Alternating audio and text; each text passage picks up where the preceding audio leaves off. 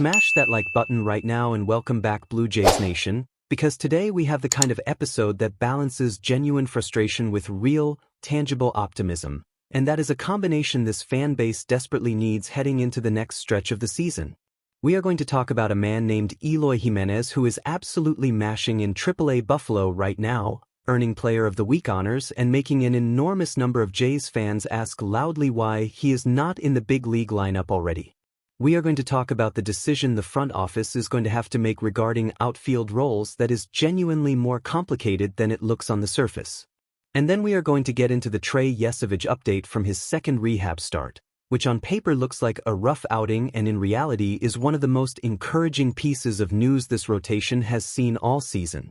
Plus Patrick Corbin making his debut tonight against the Twins, Max Scherzer and his forearm situation, and a general temperature check on exactly where this team is and where it is headed. Subscribe right now, drop that like, and let's get into all of it. Let's start with Eloy Jimenez, because this is the conversation that has been picking up steam on social media and in Blue Jays circles over the last week and a half, and it deserves the full treatment it has not quite gotten yet. Eloy Jimenez, 29 years old, 6'4" and 250 pounds, currently raking for the AAA Buffalo Bisons to the tune of a .375 batting average, a .971 OPS, a home run, 5 RBIs, and a .524 slugging percentage in his first 7 games of the season. He was named Legends Player of the Week by the International League for his performance over the past week, going 9 for 24 in that stretch with a home run and continuing the kind of production that had heads turning in spring training before the roster decisions were finalized. To fully appreciate what is happening with Eloy Jimenez right now, you have to understand the journey that got him to this point, because it is not a straight line. This is a man who was once considered among the most exciting offensive talents in all of baseball. He hit 31 home runs as a rookie with the Chicago White Sox in 2019 before his 23rd birthday. He won a Silver Slugger Award in 2020. He was supposed to be a cornerstone piece of a White Sox rebuild that was going to make them a perennial contender. And then the injuries came. The torn pectoral tendon, the torn hamstring, the various ailments that cost him game after game after game and slowly eroded the organizational and fan confidence that once made him one of the most anticipated young players in the American League. The White Sox eventually moved on. He bounced to the Baltimore Orioles. He bounced to the Tampa Bay Rays organization. He signed a minor league deal with Toronto at the end of last season and got 6 games with Buffalo, going 3 for 18. Not exactly a statement performance. But then something happened over the winter. He went to the Dominican Republic, played in the Winter League, and had a stretch that reminded everyone why scouts once called him one of the best defensive talents they had ever evaluated. He slashed .426 in the Dominican, slugged over .500, hit 5 home runs in 36 games, and won the round-robin MVP award. The Blue Jays front office had been keeping close tabs on him all winter. They liked what they saw. They signed him to another minor league deal and brought him to spring training. He hit .286 with a .524 slugging percentage and 2 home runs across 45 spring training plate appearances. He played first base and both outfield corners. The numbers were legitimately good. And yet when roster decisions were made, Eloy Jimenez did not make the opening day roster. The front office chose to go with Davis Schneider's versatility and established big league track record, and Jimenez opened the year in Buffalo. He accepted it gracefully. He went down to Buffalo and started destroying minor league pitching. Here is the problem the Blue Jays are now facing, and it is a legitimately interesting roster construction puzzle. The offense at the big league level has been, to put it as kindly as possible, uninspiring through the early portion of the season. The team has been near the bottom of the league in runs scored, slugging percentage, and OPS with runners in scoring position. The injury situation has compounded everything. Alejandro Kirk gone with the fractured thumb, Addison Barger nursing bilateral ankle discomfort, and the lineup that looked so dangerous on paper heading into the year has not looked anything close to dangerous in actual games. And down in Buffalo, a guy is sitting there hitting .375 with a .971 OPS and a Player of the Week award, and the fan base is screaming. Understandably. You have a legitimate power bat tearing up AAA and the big league offense is struggling to manufacture runs against teams they should be handling. The call-up conversation is not crazy. It is a natural, logical baseball conclusion. But here is where it gets complicated, and this is the part that requires some honest evaluation rather than just pure emotional reaction. The Blue Jays have a genuinely crowded outfield and DH situation. They have Jesus Sanchez, who has been one of their best hitters through the early portion of the season and who deserves to be in the lineup every single day regardless of the handedness of the opposing starter. They have Davis Schneider, who has been solid and provides the kind of defensive versatility that a roster needs to function properly. They have Nathan Lucas, who has been, and there is no gentle way to say this, absolutely awful at the plate. And they have Tyler Fitzgerald sitting in AAA specifically to be the right-handed bat who can be called up as a designated hitter against left-handed pitching. The argument for calling up Eloy Jimenez is straightforward. He is right-handed. He has legitimate 30 home run power that this lineup does not currently have in the middle. He can play first base and outfield corners adequately enough to contribute defensively without being a liability. And his bat, when it is hot the way it is hot right now, is exactly the kind of presence that changes how pitchers attack the hitters around him. The argument for patience is also legitimate. 375 with a 971 OPS in 7 AAA games is a hot stretch, not a season trend. Jimenez has had hot stretches before that did not sustain themselves. The injury history is real, and it means the production does not always stay at that level over a full sample. And the roster construction question, who exactly comes down to make room, is genuinely complicated when you are navigating 6 outfield-capable position players and only so many spots in the outfield and DH rotation. The honest answer is that Nathan Lucas needs to be sent down if the Blue Jays decide to make this move, and to be fair, his production has been bad enough that the case for keeping him over a player hitting 375 in AAA is hard to sustain. Lucas has been uncompetitive at the plate in his early season appearances. He is not hitting the ball hard. He is not generating the kind of offense that justifies a roster spot when the alternative is a player who hit 31 major league home runs as a 22-year-old. If the Blue Jays make this call, and it feels like a matter of when, not if, the path runs through Lucas heading to AAA and Jimenez getting his opportunity to show whether the spring training and early season AAA production translates to the big league level.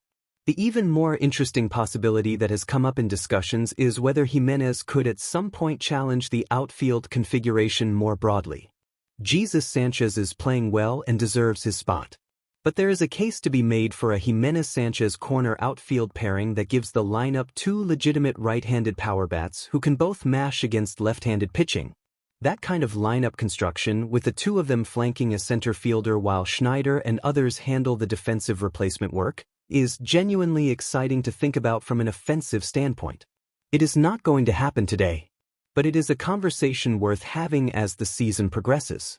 Now let's talk about the piece of news that should genuinely lift the spirits of every Blue Jays fan who has been watching Patrick Corbin and Max Scherzer and Eric Lauer and praying for the rotation reinforcements to arrive. Trey Yesovich made his second rehab start on Thursday at A Dunedin, and the numbers, when you read them at face value, do not look particularly good. 2 2/3 innings. 4 earned runs. 4 hits. 1 walk. 6 strikeouts. An ERA on the rehab assignment that currently sits at 8.44. If you are reading that box score and forming an opinion based purely on the run total, you might be concerned. Do not be concerned. Here are the 2 numbers that actually matter. The first number is 52. That is how many pitches Yesovich threw Thursday. He threw 44 in his first rehab start the previous week. That marginal step from 44 to 52 pitches is meaningful in the context of what this rehab is actually designed to accomplish. Yesovich missed all of spring training due to a right shoulder impingement, which means he never got the normal ramp-up that starting pitchers go through every March. His body has been essentially building the spring training workload from scratch during these rehab appearances.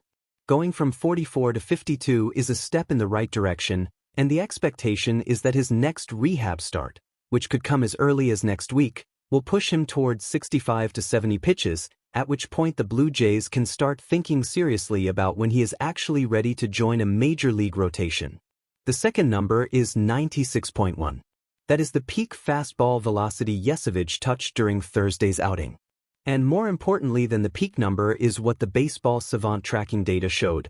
He maintained that velocity throughout the outing. He did not start at 96 and fade to 92 by his second inning. He held it. That is the signature of an arm that is getting stronger and building back toward full health, not an arm that is laboring through a rehab start on reduced stuff.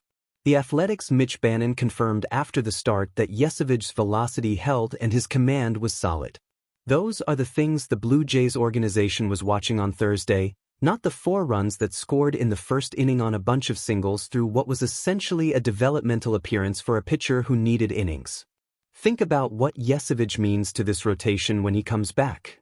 He was the World Series hero last November, throwing 7 innings and allowing 1 run with 12 strikeouts in Game 5 of the 2025 Fall Classic. He was one of the most exciting young pitchers in baseball during the playoff run.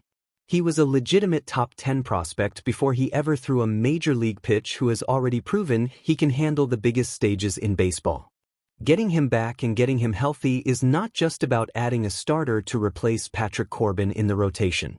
It is about getting one of the most talented young arms in the American League back into a pennant-contending starting 5. The caveat is that he must return to the Major League roster by May because the 30-day rehab assignment clock is ticking. That deadline actually works in the Blue Jays' favor as an organizational forcing function. It means the process of building him back up has a concrete endpoint, and the team will be managing his minor league appearances with that timeline in mind. Whether he needs 1 more start or 2 more starts before he is ready, the expectation is that Trey Yesovich is going to be in a Blue Jays uniform pitching meaningful games by early to mid-May. And for a team that has been starting Patrick Corbin and crossing its fingers, that is a genuinely significant light at the end of a very long tunnel. Speaking of Patrick Corbin, he starts tonight against the Minnesota Twins. And look, Max Scherzer called him a sled dog. A player who just does what he is told and pulls the sled. That is not an insult in the context of what the Blue Jays need from him right now. They need someone to pull the sled while the horses get healthy. If Patrick Corbin can give this team 5 innings and 3 earned runs against the Minnesota Twins tonight, that is mission accomplished. That is exactly what the rotation needs from him while the organization waits for Yesovich to be ready and Bieber and Berrios to ramp up from their respective elbow situations. The overall picture here is of a Blue Jays team that is navigating an extraordinary amount of early season adversity with more resilience than the standings might suggest they deserve credit for. They beat the World Series champions 3 games into this road trip. Their bullpen, outside of the Brandon Little disaster that is now mercifully over, has been legitimately good. Their starting pitching depth has been tested beyond what any reasonable person would have expected, and they are still standing. And somewhere in the background of all the injury noise and roster shuffling and Patrick Corbin starts, a 29-year-old slugger named Eloy Jimenez is in Buffalo hitting .375 and waiting for his phone to ring. When it does ring, and it will ring, Blue Jays Nation, you are going to want to pay attention. Now it is your turn. Should the Blue Jays call up Eloy Jimenez right now, or do you think the front office is right to be patient? And how excited are you about Trey Yesovich's velocity holding up in that second rehab start? Drop everything you have got in the comments right now because this community needs to talk about all of it. If this video gave you the full picture on both of these developing stories, smash that like button because it helps this channel grow and keeps the Blue Jays coverage coming every single day. And if you are not subscribed yet, hit that button right now because we are going to be with you for every call-up decision, every injury update, and every big moment of this 2026 season. Go Blue Jays! We will see you in the next one.